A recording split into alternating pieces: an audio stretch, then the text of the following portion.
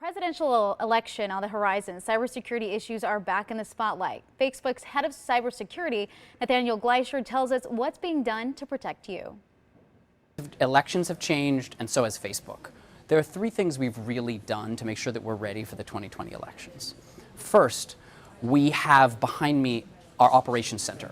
This is a center that brings together the work across the company to monitor for misinformation, to monitor for spikes in voter suppression, and to allow us to rapidly respond when we do see something emerge.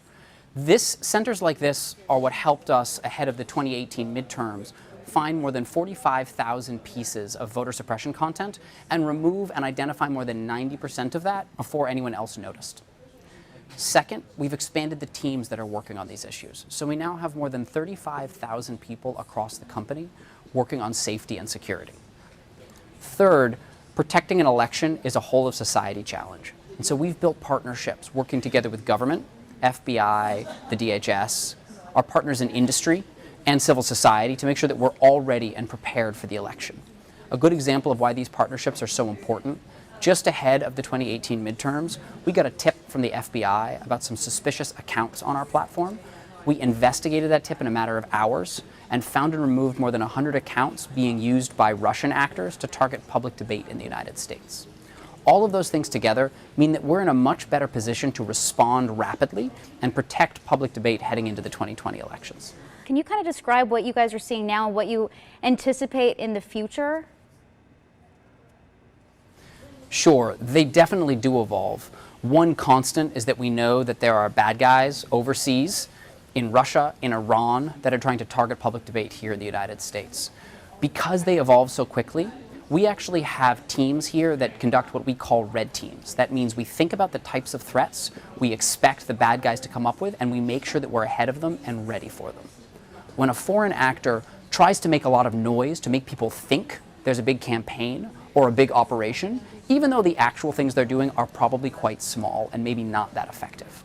So we've worked closely with government and with civil society and with industry to make sure that we can be transparent and public about every campaign that we find.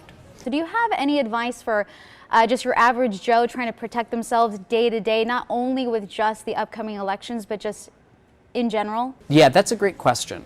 For us, when we think about keeping people safe on our platform, making sure that we can find and take down violating content and bad actors is important.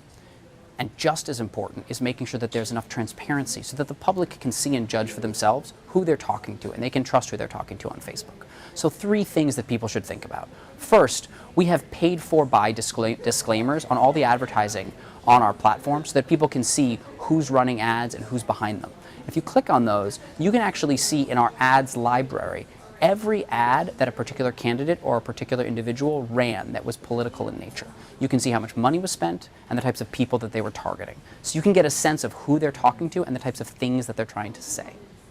In addition, in December, we expanded our misinformation labels. So what I mean by that is we've partnered with more than 50 fact checkers around the world who cover more than 40 languages. If a piece of content on the platform is false, and if a fact checker determines that it's false, one of these independent fact checkers, we will label it so that any user who sees it will see that it's been rated as false, and we will downrank it so far fewer people see them. So I'd say for users, they should keep a close eye out for misinformation labels and for the other types of context that we're putting around the content they're sharing, so they can make sure that they know who they're talking to, who they're hearing from, and what they're saying. Some great advice there. Thank you so much for joining us. We really appreciate it.